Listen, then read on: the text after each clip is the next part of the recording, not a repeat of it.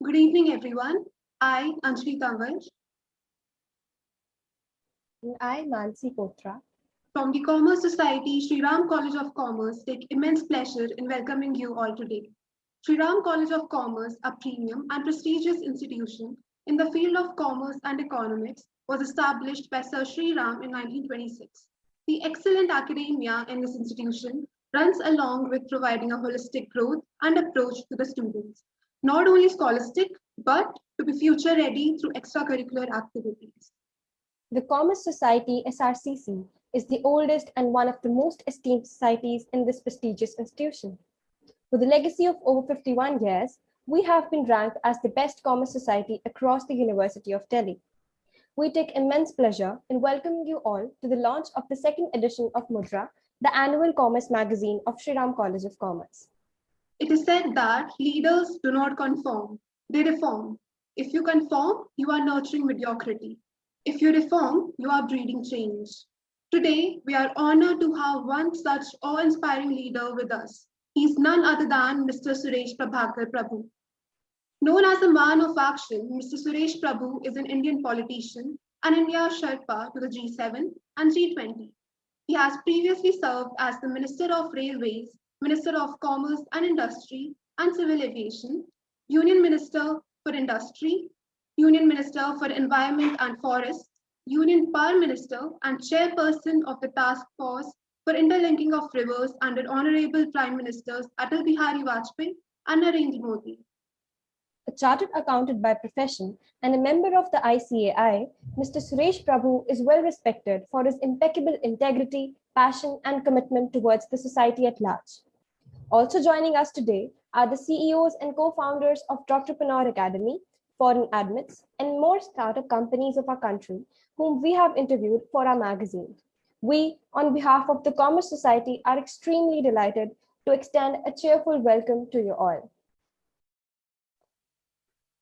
Today we are also have Principal Ma'am with us, Professor Simrit Kaur. Ma'am, could you please say a few words?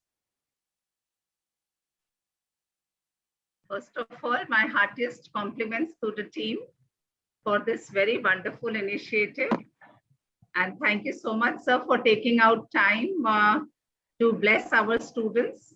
Your words of wisdom and your work so far in your professional background, sir, has so much of volume that it is very difficult to sum it up in few words. And I do remember personally also during your politics days and the kind of decisions you took and the stature that you command in your own professional space is immense.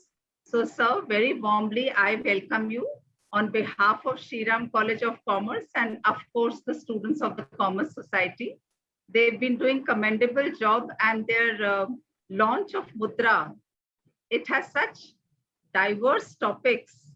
And Suresh Prabhuji, I think not a better person to be able to release this magazine with the kind of work ranging from cryptocurrencies and blockchains, totally addressing the issue of Industry 4, and also coming up with aspects such as the pandemic, how it has hit the economy, what are the tools through which the government is trying to improve the GDP growth and not let it plummet, but have a quick revival.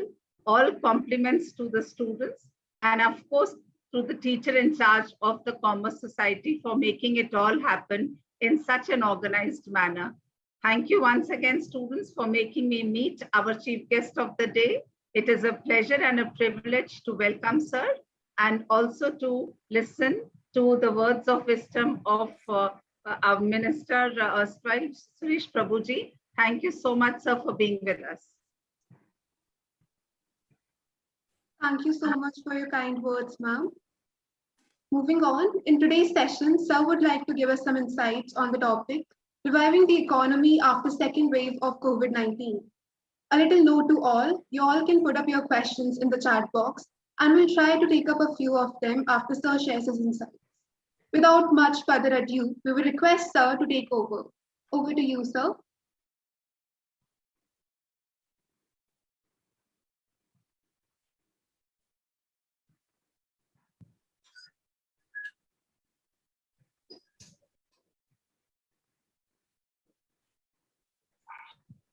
Namaskar.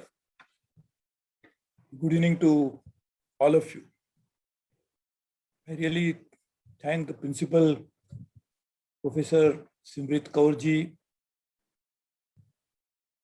for running an institution with such high academic excellence, inculcating in the students good moral values, motivating the faculty to deliver the best academic courses, and also connecting this institution, a college academic institution, with wider society. So much. Thank you so much, sir. Thank you. I am very happy to note, I'm very happy to note that now your institution, your college has become one of the top sought after institution for studies, and students come from all parts of the country, also mainly from Delhi and Northern India, to come and study here. Right. I really want to congratulate all of you and thank the principal running it, the principal with principals. That is some very good combination. So I'm very happy that you're doing both at the same time. So well said, sir. Principal with principals. I like that. Thank you. So I really privileged to be standing, if not standing actually, but participating in such an illustrious institution. I'm very happy, very proud, and look forward to be there with you, amongst you, many more times in future. You want me to speak on a very interesting, but at the same time very relevant and a very important issue. We are in the midst of a second COVID wave. And as the experts have already predicted, there might be a third wave. And I hope that's the last wave. I hope so. Our Honorable Supreme Court has directed the governments, state as well as central governments, to be ready for the third wave. So one part of, when we are in the midst of it, the biggest immediate task for us to obviously attend to all those who need medical care. That's the immediate task. Government is doing it. I think each one of us must contribute towards it. In a very humble way, every day, I'm trying to attend to at least 100 different calls from different parts of the world, country, and try to help them as much as possible. As much as possible. I'm not saying I'm helping, also wrong word. I'm doing my job, my duty, to reach out to them.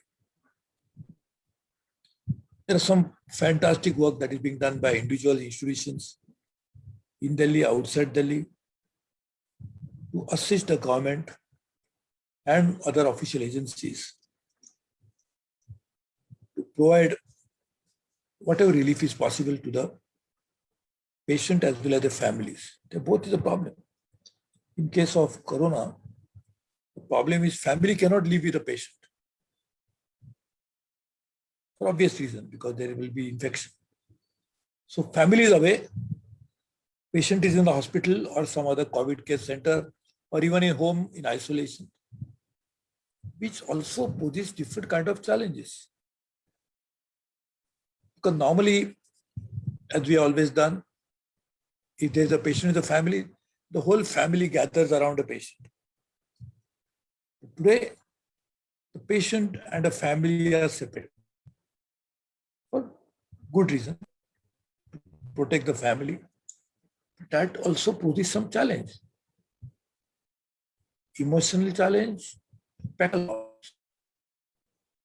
to give food, how to cook food. There are families I know which both the parents are in the hospital or somewhere else.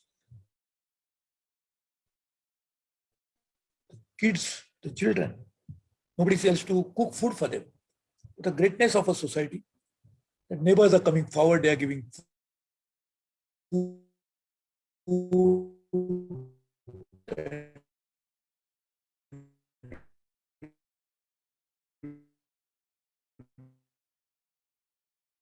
something the civil organization can first provide relief to these people. And collectively, be ready for the third wave. And I hope, again, as I repeat, that hopefully that's the last wave. While we do all this, you asked me very relevant topic to speak. What happens after the second wave? How do you get into the recovery mode from economic perspective? Because you are actually a commerce circle, right? You're all students of commerce, right? You study commerce. Asta, you study commerce, right? Yeah. So you are, I must say, I'm just asking you, commerce and economics. Yeah. So obviously you are interested to know about the economic recovery part of it, right? Professor, a principal, that's what you want to know? Yes, sir. Yes. See, actually, Please, sir. The problems related to such a widespread pandemic is that, as always, the medical experts will tell us the best way is to isolate the citizens, the people not meeting each other. That affects economic activity. How do you do economic activity? Go to a shop, buy something, you go to factory to produce something, then you go to market to buy what is produced in the factory. But if the economic cycle comes to standstill or is not functioning fully to the optimum level, it has a negative impact on economy. As we have seen all over the world, the International Monetary Fund also has projected a decline in economic output for the world economy as a whole. Major countries of the world, whether they're the biggest economy like US or European Union or Japan or Korea or India, the last year, they had already predicted there will go to a decline in economic output, resulting into contraction of economies. You're asking me to speak about what happens after second. Interestingly, there are historical economic studies that post pandemics ending and restoration of normal activities, in fact, the economies expand. It happens for two reasons. One, when you compare the economic expansion with the previous period, it obviously looked better because the contraction had already happened. The base was low, so therefore it will look like a much better economic output. But that's one reason, but also because of pent-up demand coming to fore. When you could not buy something because the markets were closed, you're not allowed to go out, you couldn't go to a restaurant and eat your favorite food. So now you want to do that. You want to go and enjoy your normal life. So you want to go and buy products, you want to go spend on services. Many of my young friends and young students who are participating in this program, they would have loved to go for a vacation somewhere with your families, your parents. You could not do that. Now, when the situation becomes normal, you have to go out, go on a vacation, and also release your inner pent-up issues. You want to go and express yourself. So the economies expand also because of that. And we have seen that economic expand rapidly. As we have seen in the case of US, the last quarter, which is just ended 31st of March, from 1st of Jan to 31st of March, the first quarter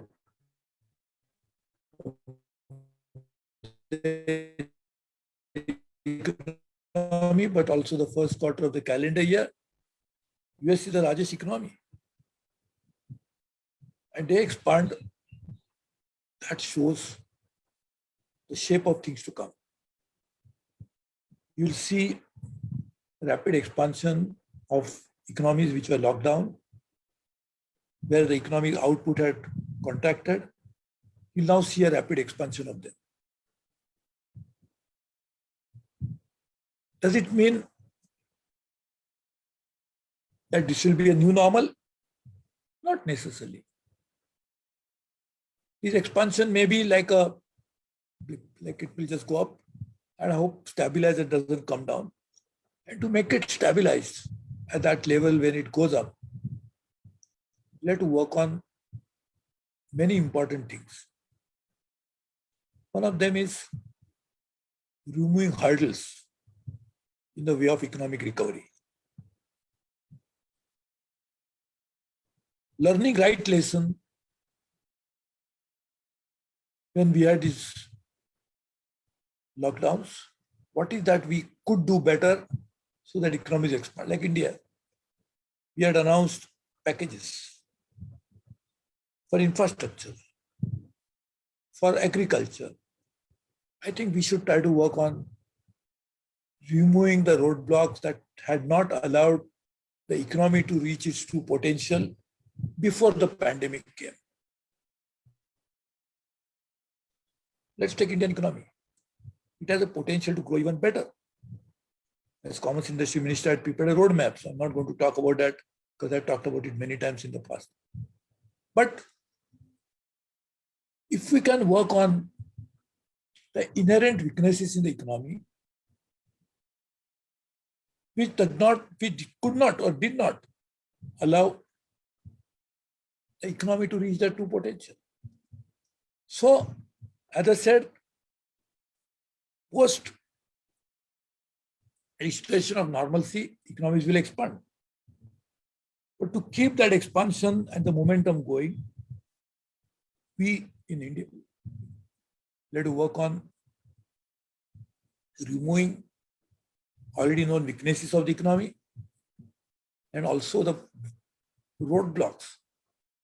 What is the roadblock? For example, infrastructure. What is the roadblock? Like unnecessary regulation. What is the roadblock? Not allowing small and medium enterprises to get access to credit. All of such issues which have been plaguing the economy in the past need to be addressed. That's as far as India is concerned. But India is far more integrated into the global economy than what it was 30 years ago. 1991, they're quite an inward-looking economy. And today, we are far more integrated into the global economy to our own benefit. That means if the global economy doesn't expand enough, we also don't benefit. And if global economy contracts, we also lose. So that means we'll also have to work on with our partners, trade partners and others to make sure that global economy also expands. And to do that,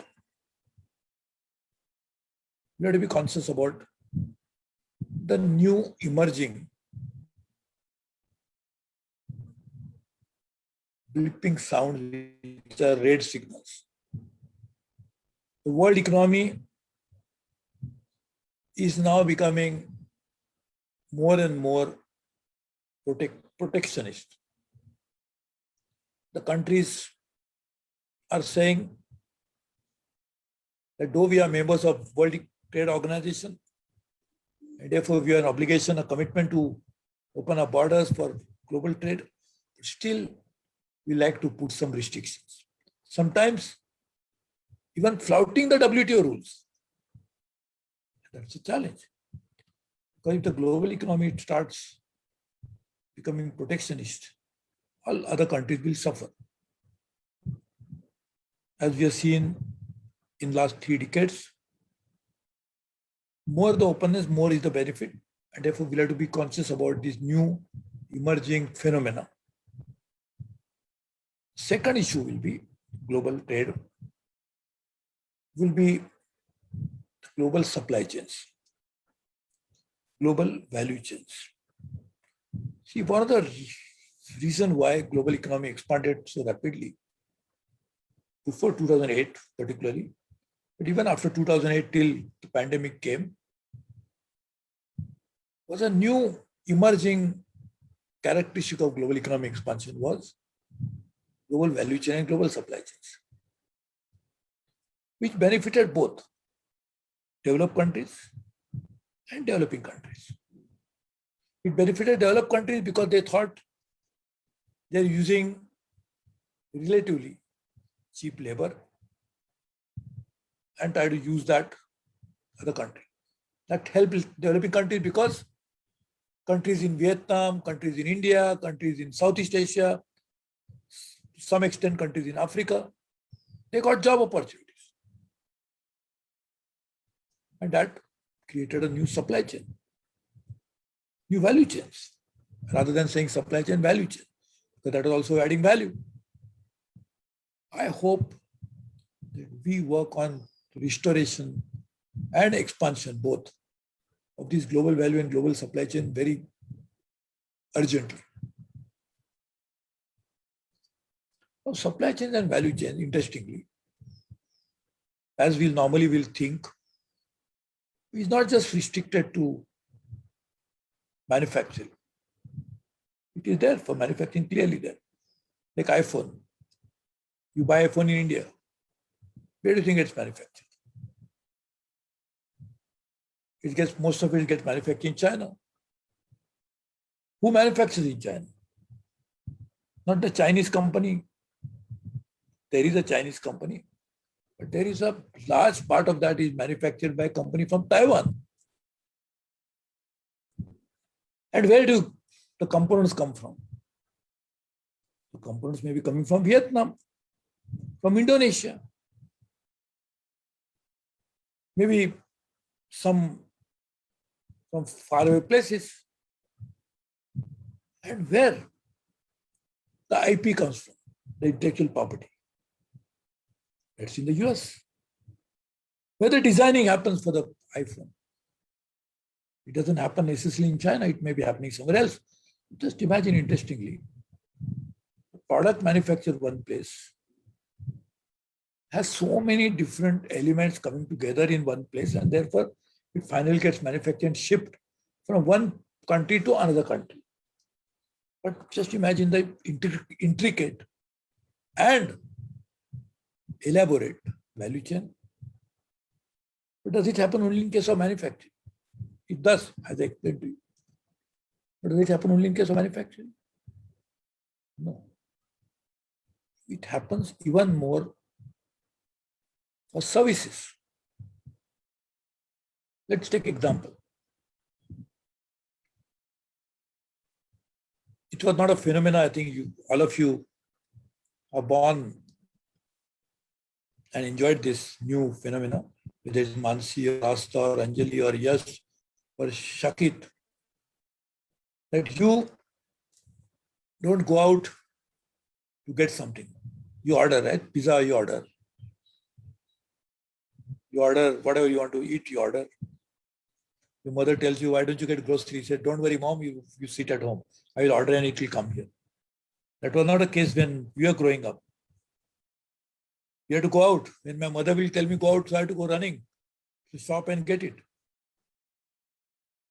But today, same thing, there's the other part of that when you have a problem, you call a call center. I book my ticket, what's the problem? Now, in India, obviously it's the Indians who will answer a call center. But many times this call center, which is a phenomena which is more prevalent in developed countries. So who answers the call centers? The call center may be answered for a call in the US, in India, or in Philippines.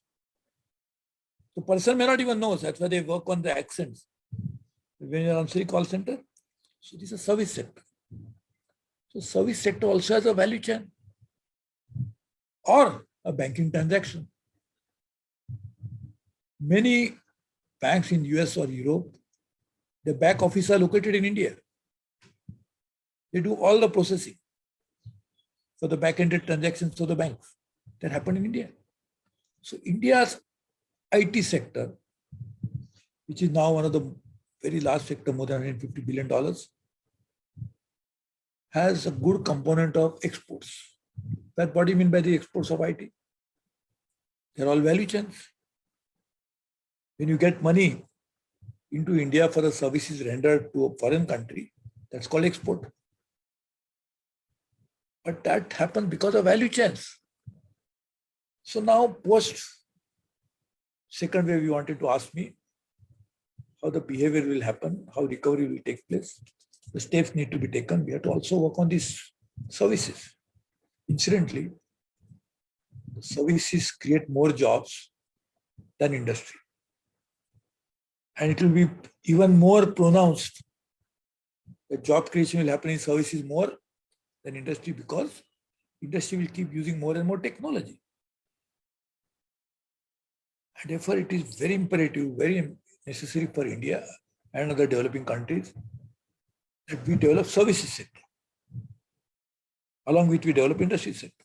We have to develop industry because that's an underlying activity on which again services will grow. But post second wave, we'll have to work on rebuilding, revitalizing the services. While we do all this, we have to provide support to those sectors of economy, that sections of society which suffered in the second wave. The small businesses, the daily wage earners, the farmers. I was elected 4 times Lok Sabha from Konkan. I don't know how many of you heard Konkan. Have you heard it?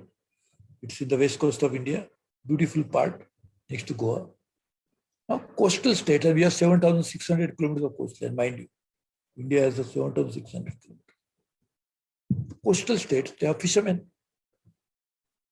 Because of lockdown, because of disruption of services, the fish is perishable. So you don't sell it, you lose money. In monsoon, you cannot do fishing. So you can make money only during limited period of time. And now it's affected. So such affected sections of society during the second wave, we have to take care of them. Anyway, I know I have a limited time.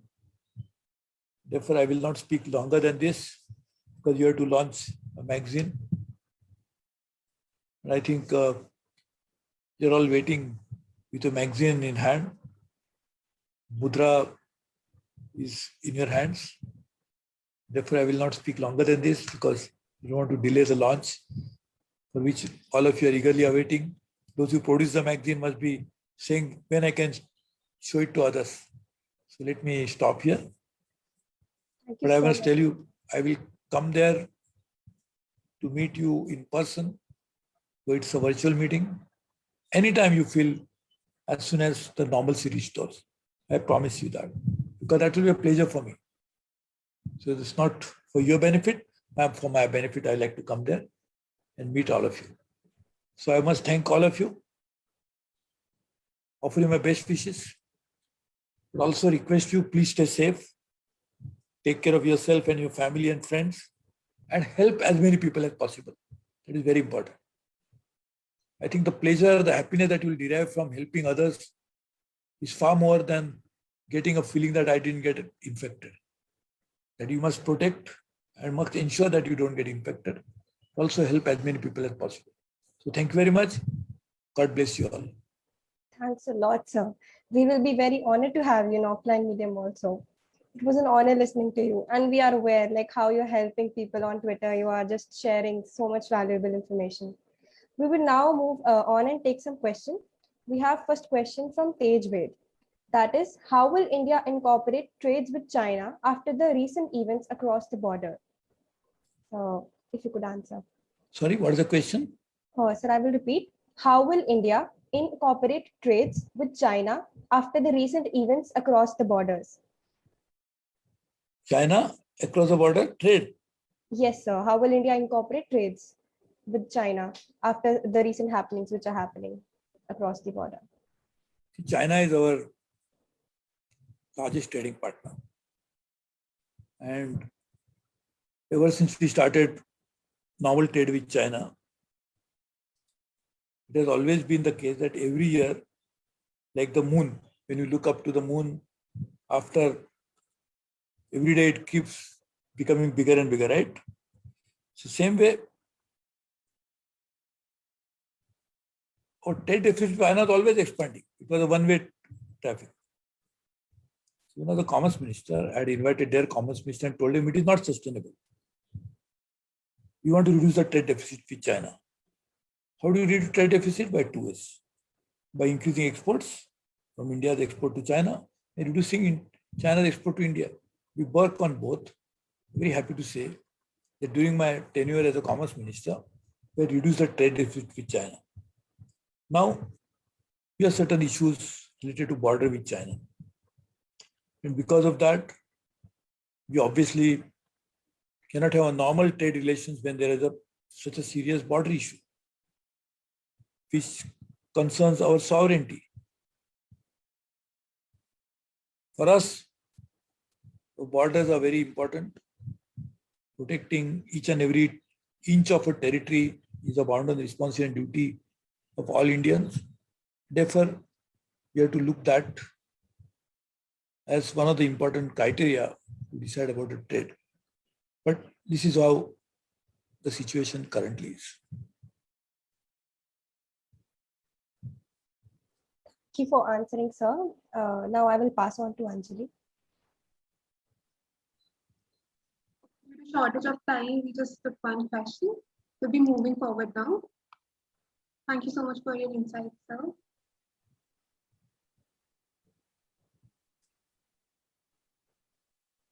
Now, the time which we were awaiting for has finally come. Now, we are pleased to present to you the second edition of our annual commerce magazine, Mudra. Mudra is the culmination of stellar research and publication of unique ideas. It is a plethora of information providing its readers an opportunity to materialize the love for finance, strategy, economics, and various other fields. We're extremely elated to officially launch the second edition of Mudra with all of you today. We will launch our magazine by presenting a short glimpse of our magazine in form of a video. Kindly play the video, please. I could just come in connection. If you could just hold on, ma'am, for a minute. Can you hear me? Sure, ma'am. Yes, ma'am. I'm so sorry. There was a technical glitch, and by the time I joined, I was not being allowed to join as a panelist. So I was listening to sir through my mobile as a participant. Sir, a formal thank you to you. I do remember, sir, on 26th of March, we had met at India International Center, and you had said this is the first time I've come outside of the office to address a gathering. It was on industry academia linkages organized by the World Federation of Academics. Irfan Rizvi and others had done so. And the charisma which sir has, I can't even share it with my students at this platform. When sir got off the platform, he was not allowed to exit for at least a good 20-25 minutes because there were so many participants who wanted to be clicked with sir. And one thing about sir is that the genuinity with which he works is reflected in his personality also. And sir, your own words of wisdom in handling the present crisis through actually smoothing up the supply chains, wherever the bottlenecks are, whether it is in the area of agriculture, MSMEs, or in the services sector, is totally well taken, sir.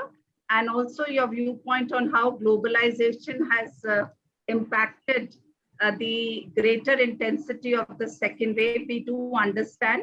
And as a responsible institution, we do promise that our students will do all the best, all in our capacity to help the nation fight this national calamity by adhering to social distancing, wearing of the masks, and at least taking care of their own health because this entire debate of health cost versus economic cost can be merged if we take care of own health. Thank you so much, sir, once again. And my apologies for exiting the system technically as a panelist, but I was very much there as a participant. Thank you so much. Thanks a lot, ma'am. So now we will play the video for the magazine release. Please play the video.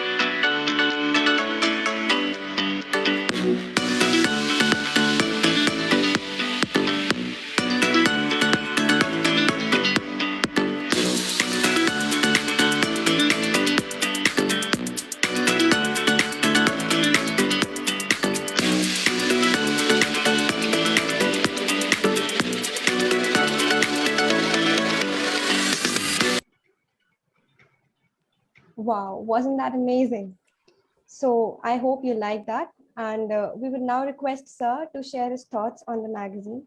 Over to you, sir. So firstly, thank you, Professor Simrit Kaurji, for all these kind words. And I promise you that we'll work together. Anytime you can call me as a volunteer, I'm always available. And the institution is greater than what it is today. So thank you very much. I'm very impressed with this magazine. It has such a, I had not read it honestly because I could see this. But as I was seeing,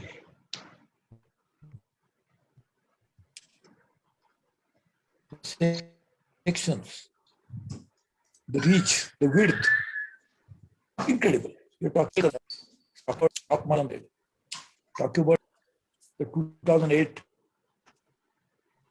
banking collapse, actually. The banking collapse happened because of derivatives, really speaking.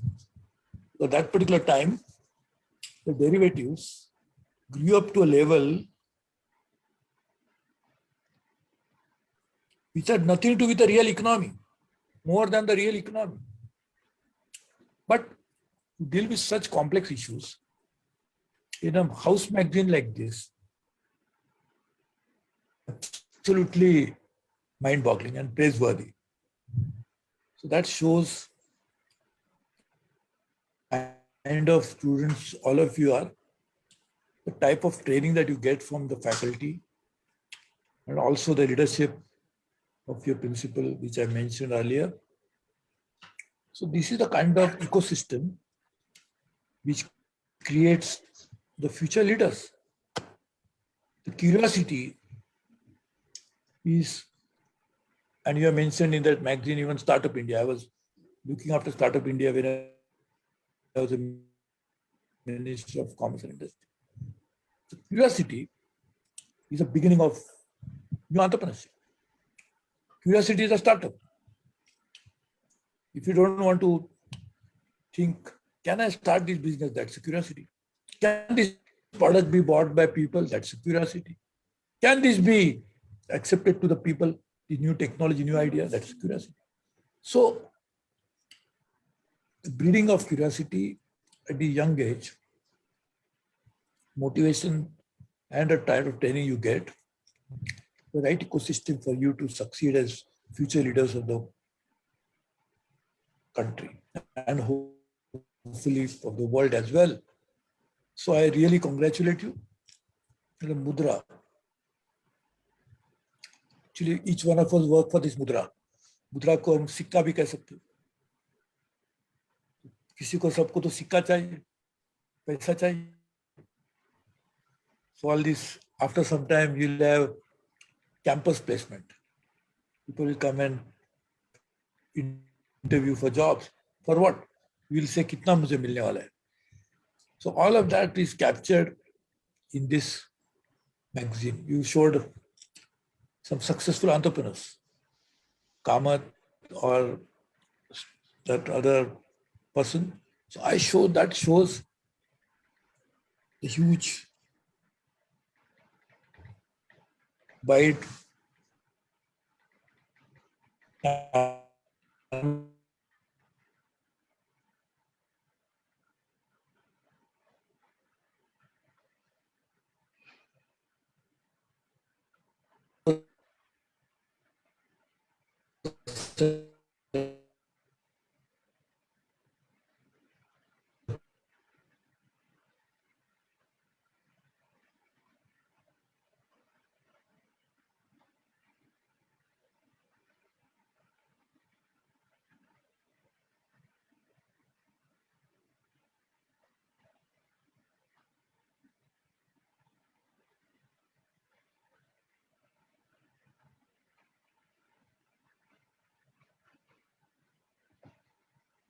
There is some network issue. Sir is joining in a minute.